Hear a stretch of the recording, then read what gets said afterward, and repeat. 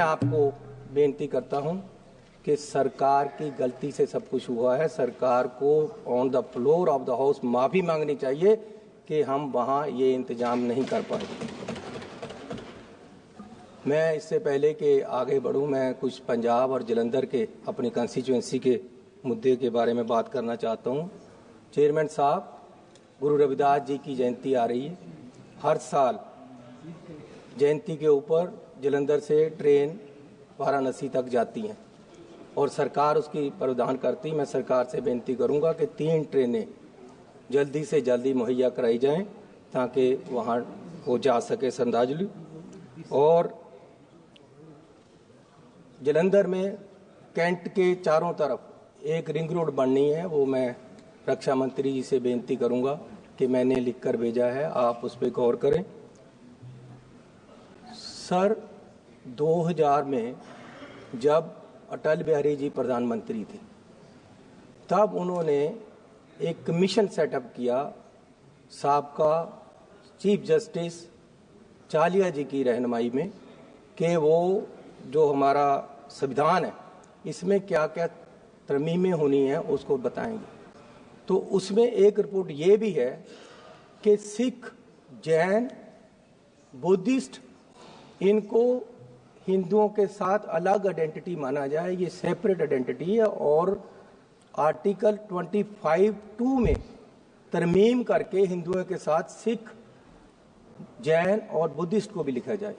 तो मैं सरकार से बेनती करूंगा कि उस रिपोर्ट के आधार पर यह तरमीम लेके आई जाए।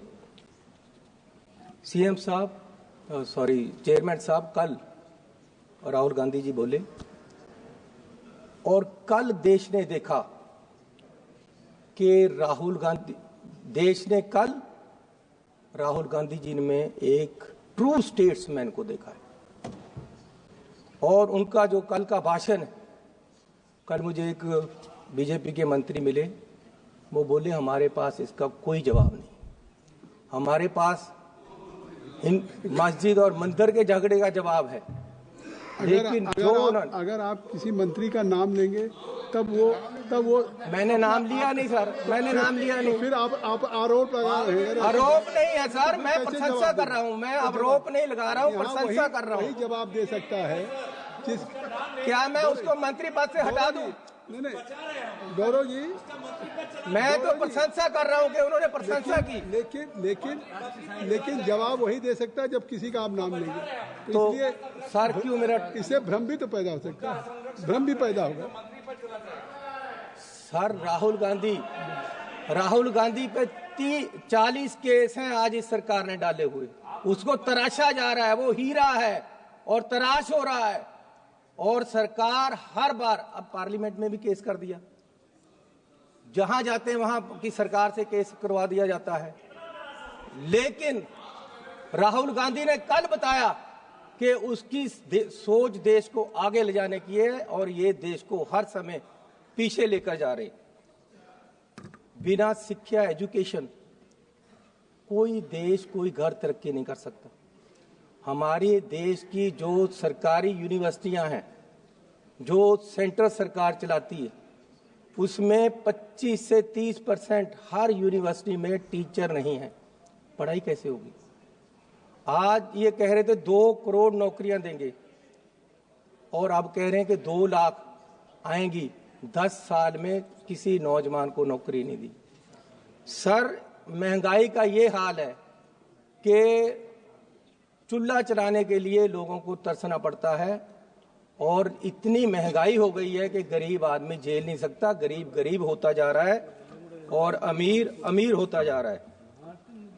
माननीय चेयरमैन साहब, पिछले सेशन में माननीय होम मिनिस्टर साहब ने कहा कि ये लोग अम्बेडकर करते हैं। अगर सच में इतना परमात्मा का नाम लिया होता, भगवान का, तो स्वर्ग को पा लेते। मैं आपको आपके माध्यम से इनको बताना चाहता हूं कि मैं ही नहीं, मेरे जैसे करोड़ों लोग वो हैं जिनके लिए अंबेडकर ही भगवान है। सर आप मेरे से बहस करोगे या फिर तो बात ही नहीं चलेगी। अम्बेडकर जी का नाम लिया तो आप उनको रोक रहे हैं। आप भी रोक रहे हो अम्बेडकर को बोलने से, क्या कैसे चलेगा? अम्बेडकर वो है जिसने मेरे जैसे करोड़ों नौजवानों को खड़ा किया है, देश को आरक्षण देकर गरीबों को ऊपर उठाया है, जिसने औरतों की वकालत की है। अम्बेडकर के नाम पे ऐसे शब्द बोलना ये निंदनीय है और माफी मांगनी चाहिए इन लोगों। और इससे उत्साहित होकर पंजाब में पिछले हफ्ते एक आदमी ने अम्बेडकर साहब के बुत पे चढ़कर हथौड़े से उसको तोड़ा है। ये बीज ने नफरत का। ये आप जो ये आरोप लगा रहे हैं, जब देश का होम मिनिस्टर बोलेगा अम्बेडकर के खिलाफ तो आम लोगों को तो उत्साहित होंगे ही। आम लोग क्यों नहीं बोलेंगे? जब आपका सबका सिपा सलार ही बोल रहा है तो आम लोगों का क्या हाल होगा? आप अम्बेडकर के ही नहीं, अम्बेडकर को संविधान के भी दुश्मन हो। सदस्य जी 1 मिनट रुक जाइए। आप ना अम्बेडकर को चाहते हो। 115 chairman sir, Bharatiya Janata party की फैक्ट फाइंडिंग कमेटी माननीय सदस्य ब्रिजलाल जी के नेतृत्व में गई और अंबेडकर जी की प्रतिमा को नुकसान कांग्रेस के कार्यकर्ता और आम आदमी पार्टी ने किया है। ये अपनी गलती छुपाने के लिए हमारे ऊपर आरोप लगा रहे हैं। सर फैक्ट फाइंडिंग कमेटी बनानी है तो ये बनाओ कि देश का होम मिनिस्टर अब वो आप बात क्यों गलत बोला अम्बेडकर साहब के लिए, ये बताओ ना। आप और अपनी बात करें। सर मैं यह बात ही कर रहा हूं, आज तक माफी नहीं मांगा।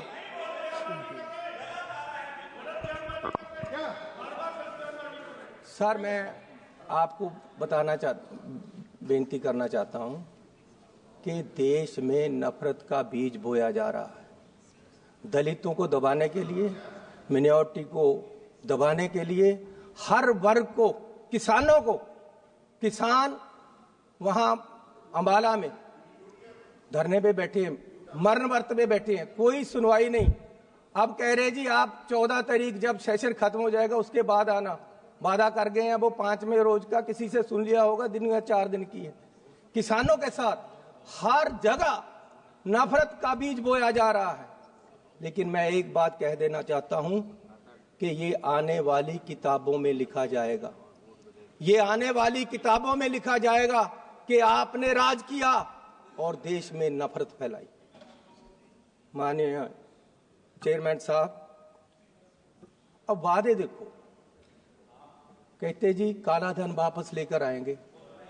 सर हमारे पंजाब के ट्रांसपोर्टर 1914 में बहुत सारे कलकत्ता चले गए कि बंदरगाह पे काला धन आएगा, हमें काम मिलेगा। आज तक कोई काला धन नहीं आया। फिर कहते हैं जी 15 लाख रुपए अकाउंट में आएंगे, आज तक कुछ नहीं आया। सर अब बिहार के लिए बड़े बड़े अनाउंसमेंट कर दिए, यहां देना है कुछ। 2015 में बिहार के इलेक्शन थे, प्रधानमंत्री जी वहां गए। अब प्रधानमंत्री जी का बोलने का लहजा तो आपको पता ही है, उससे ऊपर कुछ नहीं है। जिस तरीके से वो व्याख्या कर सकते हैं, लेक्चर कर सकते हैं, लोगों को जचा सकते हैं कोई बात, उससे ऊपर कुछ नहीं। वहां ऐसे खड़े हो गए और बोला कि आज ही पैकेज अनाउंस कर दूं क्या। बिहार के लोगों को बोल रहे रैली में। मुझे पता है 50,000 करोड़ से कुछ नहीं होगा, 60,000 कर दूं, अरे 70,000 कर दूं, 80,000 कर दूं, 90,000 कर दूं, 1.25 करोड़ रुपया आपको मिलेगा। 1.25 करोड़ लाख बिहार को मिलेगा। 1.25 लाख करोड़ सर, 1.25 लाख करोड़, 1.25 लाख आपने सही कर दिया। सर कितने मिले बिहार को? सर आपने मुझे सही कर दिया, आपको भी याद है, आपको बहुत अच्छा लगेगा दोबारा वो देखना एक बार वीडियो निकाल कर, कितने मिले बिहार को। तब फिर बिहार के ऊपर क्यों लगा रहे हैं? और आज आप तो यही कह रहे हैं ना, बिहार के लिए दिया जा रहा है। आज फिर बिहार को कह दिया बस अड्डा मिलेगा आपको, इतने पैसे मिलेंगे, इलेक्शन आ रहे, सब कुछ मिलेगा। मिलाना कुछ नहीं। फिर दोबारा तो क्यों झूठे वादे करके लोगों को हर समय ये पीछे लगाते हैं और हर समय लोगों के साथ धोखा होता है। मैं ये आपसे पूछना चाहता हूँ। Kindly conclude. सर अभी तो मैं शुरू हुआ हूँ। अरे आपका 12 मिनट हो चुका है। सर मेरी बात सुनो। अब ये आरएसएस की हर समय बात करते स्पीकर भी बोलने वाले हैं आपके यहाँ। सर ये नेशनलिज्म की बात करते हैं। Speakers and your time is limited, already you have taken 12 minutes. Sir बोलने दोगे कि नहीं? बोलिए। सर जितना मैं बोला हूँ उससे ज्यादा तो आप बोल लिए हैं। बोलने तो दो सर। सर बोलने दोगे कि नहीं मुझे? अब जब भी मैं बोलता हूँ आप जैसे महानुभाव को यहाँ लगा दिया जाता है, वो मुझे बोलने ही नहीं देते। ऐसा नहीं, आप तो मेरे वेल विशर हो ये कह रहे हैं। ये इसका नहीं करें। अरे अब वो खड़े हो गए हैं। अरे गाँव तो बसने दो, तभी मांगते आएंगे ना यार। अभी पानी आया नहीं, मौजे खोल भी लिए आपने। बोलने तो दो मुझे। सर नेशनलिज्म की बात करते हैं, आरएसएस की हर समय बात।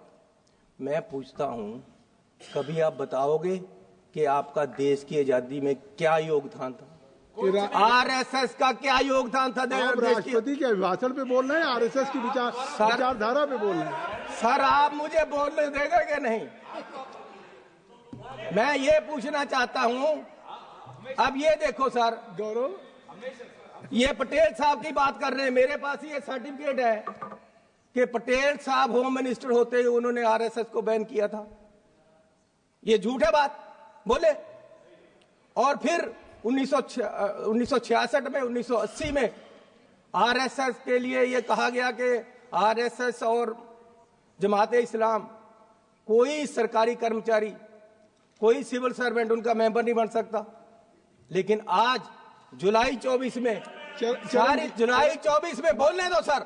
सर बोलने दो आप। अब बोलने दे रहा हूँ, लेकिन एक बात है, अतीत की बात कर रहे हैं, कोई पंजाब के वर्तमान की बात करेंगे सर अब 24 में, जुलाई 24 में इन्होंने आरएसएस को ये कर दिया कि आरएसएस में कोई भी सरकारी कर्मचारी मेंबर बन सकता है। जब नेहरू जी देश के प्रधानमंत्री थे, 62 के चाइना युद्ध के बाद 1963 में इंडिया गेट पर परेड में राष्ट्रीय स्वयंसेवक संघ को नेहरू जी ने शामिल कराया। ये नेहरू जी को गाली दें, ये नेहरू जी के नीतियों को गाली दें। आरएसएस गणतंत्र दिवस के परेड में शामिल हुआ था। आप माफी मांगिए देश से कि नेहरू ने गलती की। ये आरएसएस शामिल हुआ है, सर्टिफिकेट है, ये मेरे पास नोटिफिकेशन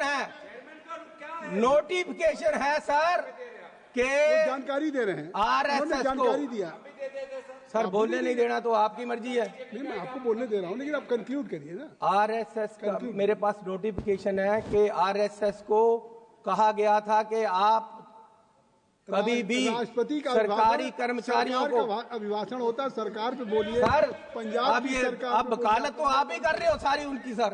अब आप कह रहे राष्ट्रपति का नोटिफिकेशन होता है, सरकार करवाती है। जो भी राष्ट्रपति करते हैं पहले काउंसिल ऑफ मिनिस्टर से पास होकर जाता है। आपका 15 मिनट हो गया। ला अब बोलने नहीं देना, 15 मिनट हो गया सर। अभी 24 में आरएसएस को ये किया गया कि कोई भी सिविल सर्वेंट उनका मेंबर बन सकता है। But there are other speaker also from your party. How so there is a time na. Already he has taken for 15 minutes. He was giving only sir 15 minute से 12 minute तो आप ही बोल रहे हो। क्या करोगे आप? ये चन्नी पे पहले से लगा देते हो, आपके बोलना नहीं देना। तो सर मैं आपको निवेदन करूं कि मैं कह रहा था कि जुलाई 24 में सरकार ने ये कर दिया है कि आरएसएस का कोई भी अफसर, देश का कोई भी कर्मचारी आरएसएस का मेंबर बन सकता है। जो पहले नोटिस आपकी बात हो गई, बहुत बहुत धन्यवाद। लो सर। श्री पप्पू यादव जी, सर मुझे और स्पीकर नहीं बोल पाएंगे। आपका समय जो है, अगर इनको बोलने देंगे तो फिर और आगे के जो स्पीकर आपके नहीं बोल पाएंगे। There are number. I think आप 1 मिनट मुझे अपनी बात कंक्लूड करिए। मुझे 2 मिनट दो। नहीं, अच्छा चलिए 1 मिनट। हेलो, अब 1 मिनट पे आ गए। सर पिछली बार यहाँ एक मेंबर साहब बोल रहे थे, जिनको इस बार मंत्री ने बनाया, कौन है वो, ठाकुर साहब। तो वो उन्होंने महाभारत छेड़ ली। मुझे सचमुच लगा जैसे धृतराष्ट्र के हस्तिनापुर के दरबार में दुर्योधन खड़ा होकर बोल रहा। सर, उन्होंने जैसे दुर्योधन ने उस समय पांडवों पे, अर्जुन पे क्वेश्चन उठाया था कि जी इनकी जात और जन्म के बारे में, उन्होंने राहुल गांधी की वही उठाया। सर, ये करोगे आप? ये चलेगा? ये देश में होगा? बहुत बहुत धन्यवाद। श्री पप्पू यादव, श्री पप्पू यादव जी हो गए। श्री पप्पू तो देश में नफरत फैलाने का काम आज ये लोग कर रहे हैं और देश की अखंड एकता और अखंडता को इन लोगों से खतरा है। आज तक हिंदुओं को कभी खतरा नहीं हुआ 70 साल में, जब से ये सरकार आई है। धन्यवाद श्री पप्पू यादव जी, धन्यवाद। धन्यवाद अध्यक्ष जी। मैं आभार